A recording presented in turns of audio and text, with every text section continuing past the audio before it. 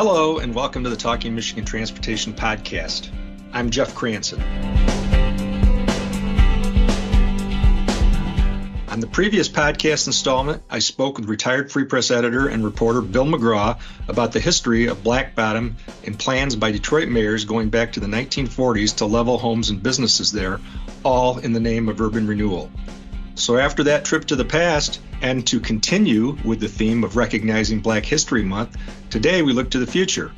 I want to welcome Michigan Lieutenant Governor Garlin Gilchrist back to the podcast. He's been kind enough to make time in the past to come on and talk about the project to transform the depressed freeway into an urban boulevard, restoring connections between neighborhoods to the east and downtown. Thanks, Jeff. Happy to be back here with you on the podcast. So we've spoken before about your personal history with the neighborhood and previous generation of your family's recollections of how residents and businesses were displaced. But as a native and current resident of the city, talk about your history. And I'm curious what you hear from people that you know now that this is starting to come to fruition. And what are their hopes? And are they skeptical or hopeful or a little of both?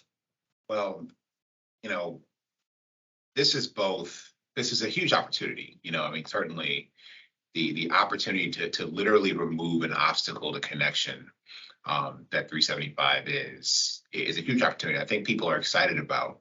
They want to make sure that there's a good progress for people to participate in how this boulevard is imagined. And that's coming from residents who live in the current neighborhoods that were formerly Black Bottom. And that was one of those neighborhoods. Elmwood Park is a neighborhood where I spent the first half of my life. And so I certainly feel a personal connection to maintain relationships there and have very vibrant memories of, riding my bike around the neighborhood. But frankly, getting to 375 and stopping and turning around and going back toward home, it was a barrier. And so I think people are optimistic, but people also want to be part of designing that future. And I think that MDOT is working with community stakeholders and community leaders to make sure we can get there. And one of the things that I've shared with folks is that this is a long process. There's a lot of time that will go into making sure that we do this right, to making sure that we're able to, actually literally marshal those resources from the federal government to MDOT so we can make these investments to deliver this boulevard. And so people should be patient and participate in the process, not think that it's going to happen just in one snap of fingers. And so because of that, I'm just encouraging people to be observant and to think about, really take the time and spend time with the idea, spend time with the potential of what this boulevard can mean for becoming a corridor for Black business excellence, becoming a corridor for inclusive designs, accessible streets, walkability and livability that rises to new heights in the city of Detroit. That's an amazing opportunity. Yeah, I think that's something that you've talked about previously, that you want to create equitable access for economic opportunity. Those are key priorities for you and Governor Whitmer. So how do you see that taking shape with this? Well, I think one of the unique aspects of this project is that you very rarely get to create more space. This is literally creating land for economic development purposes in the midst of a city, and arguably the most vibrant part of our city. And so because of that, because we have new field on which to build, we have an opportunity to do so intentionally. And so our intention is to make sure that both to honor and be inspired by the history of the businesses that once stood in this land, and also to recognize and invest in the potential of the people with ideas and the potential and current entrepreneurs and the future residents of this community, that they also are thought about as we design this for inclusion and for economic opportunity, and in a way that is frankly responsive to the past racial injustice that happened as a result of the decision to build this freeway. So we've talked about this before. No project can undo the mistakes of the past or atone for the sins, right? No matter what you do there. But Do you think that just acknowledging that yeah, this was bad. This shouldn't have gone down this way. Is that helpful? Well, it's important, and we cannot turn a blind eye to things that actually happened in the past, unmistakably happened in the past, very clearly happened in the past, and had detrimental impacts. So that must be acknowledged full-throatedly and not sheepishly. And now we have to also, building upon that acknowledgement, make sure that the processes and the investment decisions that we make going forward are building a future that we want, not merely responding to a past that we didn't want. So what did you hear from, your relatives, your older relatives growing up? I mean, these are people that I'm guessing were a couple generations away from the Great Migration. They came to Detroit for opportunity in the various, the auto industry or other manufacturing industries, and then to be treated like that. I mean, that has to leave a stain, right? So how do you? Yeah, I mean, my family's story is a very traditional Great Migration story. My mother's parents coming up from Alabama, my father's father coming up from Alabama, and his mother coming up from Arkansas. And one of the things that they experienced getting up here, basically after the war, is that they saw Black folks who had money. Detroit was a unique place in the country in that regard. There were only a few places where people could experience and really observe and see just like Black folks who have money, Black folks who had, outwardly for the times, visibly really nice and expensive clothes. Like drove Cadillacs and stuff, like successful businesses. Yeah, who had a vibrant, diverse economy driven by Black entrepreneurs that built wealth in the Black community. And so people look back fondly upon that, obviously, and that's something that every generation yearns for, and we want to return to, and that, frankly, I want to see, made possible in communities across the state of Michigan for people of all different sorts of races, ethnicities, and identities, et cetera. So that's something that is a point of pride. And so to have that taken away by a series of government decisions and leaders is not just a stain. I mean, it causes pain. It doesn't just leave a stain. And one of the biggest pains that it causes is the sort of the opportunity costs of all the wealth that could have been built, that could have been passed from generation to generation, that was not. And so this moment that we have before us now is an opportunity to build a foundation for that kind of economic empowerment and opportunity going forward. That, again, that doesn't rebuild the wealth of the past, but that it does set a trajectory for wealth creation going forward. So when you think about that and, what it was like to be there in September when U.S. DOT Secretary Pete Buttigieg came for the formal announcement of the $105 million federal grant to move this project forward. And I'm going to play a little bit of what Secretary Buttigieg had to say that day. Sometimes fixing the damn roads means facing the repercussions of how the roads were originally built. Who was included in that process and who was not? Who was empowered and who was displaced? And when a generation's old piece of infrastructure comes to the end of its useful life, it requires us to decide in our time whether we're just going to put things back exactly as they were or whether we're going to build back better. Talk about what it meant to see that kind of personal interest from the Biden administration.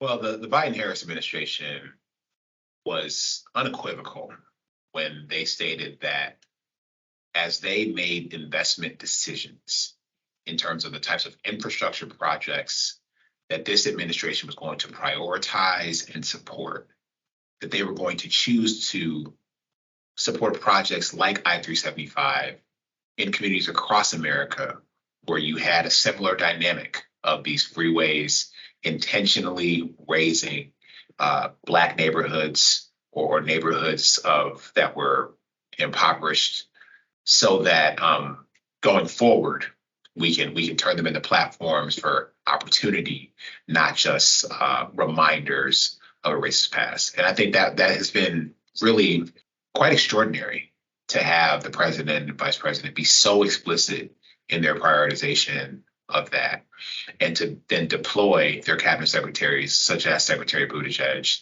to act on that commitment.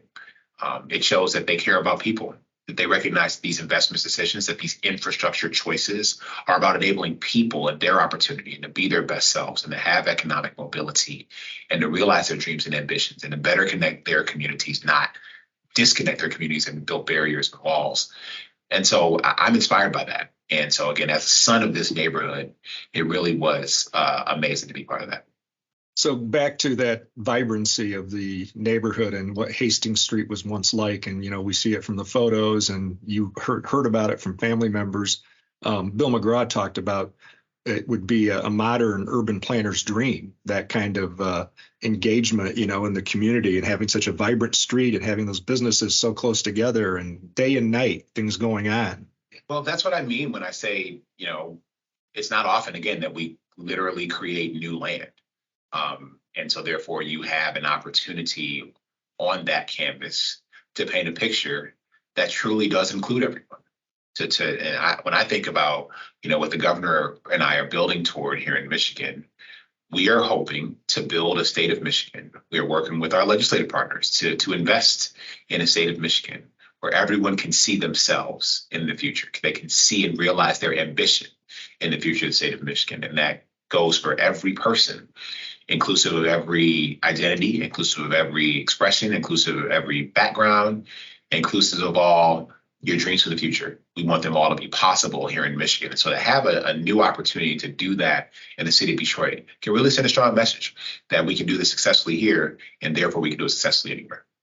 Thank you for that.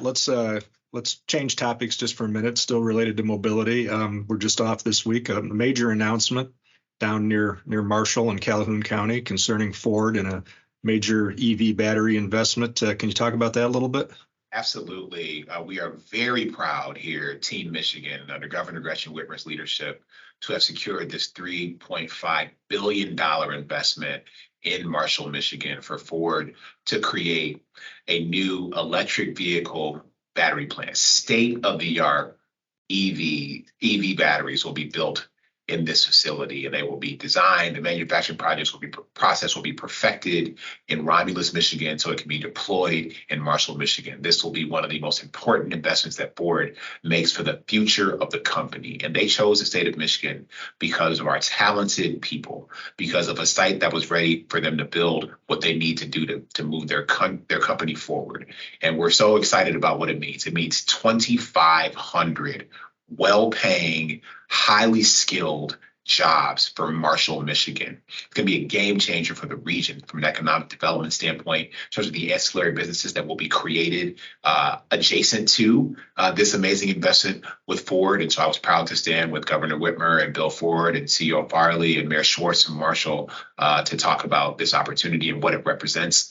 And this is not the first EV battery plant in Michigan that we have announced. Michigan is going to be at the center of, and we actually want to dominate, frankly, the production of these batteries. And we are representing what it means to bring this production process, to bring this important element of the electric vehicle supply chain and value chain home to America, and specifically to the state of Michigan, where it belongs. And so we're going to continue to compete for every opportunity to do that across every partner in the industry. So I know as a software engineer, you have a lot of interest in the technology that's involved in new mobility and how vehicles talk to each other. And you've gone to Council of Future Mobility and Electrification meetings, and you're tapped into this. There's still a lot of criticism, skepticism about, the charging infrastructure and whether we can do enough publicly, because there are people that live in apartments, obviously, or other dwellings that don't allow for a charger in their garage. Can we move fast enough on that? Are you confident that we'll get there? I am confident that we'll get there. And I understand those questions. They're legitimate questions. As someone, look, I've driven plug-in hybrid vehicles since 2013. Like, I understand, and that's just going to on all electric vehicle, you need even more infrastructure. And that's why we are prioritizing investing in that infrastructure at the state level, leveraging historic investments in this from the Biden-Harris administration and what Congress delivered with the Infrastructure Investment and Jobs Act. Michigan is going to see a tremendous amount of resources dedicated to that. We need to work with all of our partners, not only MDOT, but our local Our county road commissions and road builders, we need to work with our energy sector partners and our utility partners to make sure that we are producing energy in a clean and sustainable way.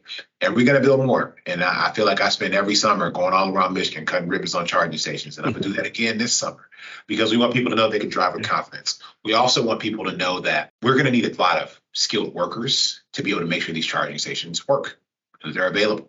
And that's why so many partners are going to be working together with not only charging station manufacturers. We're actually going to even have a charging station manufacturer based in Michigan, a Black women-owned company. Very excited about that. And we're going to make sure that we're going to be a leader in how this gets done. We're also partnering with states along the Great Lakes region so that folks in the neighboring 5 states of Michigan, all of our residents will be able to drive with confidence. We have the Lake Michigan EV circuit where we're going to have charging stations all up and down our Lake Michigan lakeside, where people will be able to drive and experience the beauty that is Lake Michigan with confidence in their electric vehicle. We are putting charging stations in all of our state parks. So that, again, as you go and enjoy everything that the Pure Michigan has to offer at our state parks, your EV can be charging while you're enjoying it. So you can get home with confidence. Like, all these things are part of the puzzle. And we are going to continue to accelerate our progress so that people will be able to get over that threshold, to know that they see enough charging infrastructure when they are out and about, that they know that if they decided to make that investment, they'll be able to do so with confidence. We're also making them more affordable. Just in the state budget that Governor Whitmer announced, our budget proposal for the next fiscal year, we've announced an incentive on purchasing electric vehicles that has included a sales tax break of $2,400, which is off of your first $40,000 toward the purchase of a new electric vehicle. This is making the vehicle more affordable at the point of sale. And so, again, we want there to be, every reason for your next car purchase to be an electric vehicle. And the way that we're building more of them in Michigan, we want you to buy one that's made in Michigan. Yeah, waiving that sales tax is significant, especially when you couple that with the federal incentive.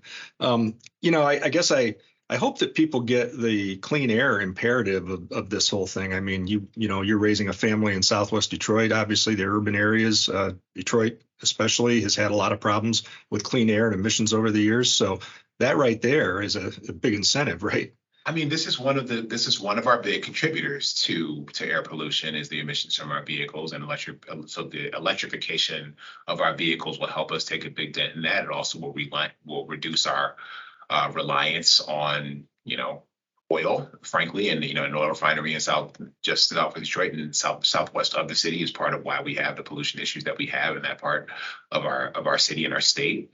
And so we're proud that our utility partners have been accelerating their progress in producing clean and renewable energy. And these things come together. Just last year, I stood with the CEO of Ford and the CEO of DTE Energy to announce the fact that Ford made the largest purchase of clean, renewable energy from a utility company in American history, so that the energy that goes into the production process for electric vehicles generated by Ford will be clean. It will be renewable. So again, this is all connected to how we can meet the goals that we must meet in order to respond to climate change. And we're going to do so aggressively in Michigan through things like our My Healthy Climate Plan. Well, thank you again for taking time to talk about both of these things today. And congratulations on the big EV battery announcement. That's really, really huge. I always appreciate your time. Well, thank you, Jeff. And I'm glad to be back on the podcast with you and the listeners. And happy Black History Month, everyone. Thank you again for listening to this special Black History Month edition of Talking Michigan Transportation. I'd also like to acknowledge again the people who make this podcast a reality each week: Randy Dubler, who produces and does the sound engineering, Jesse Ball for his help with the show notes, Jackie Salinas for completing the transcription, and Courtney Bates for posting the podcast on various platforms. For show notes and more, go to Apple Podcasts.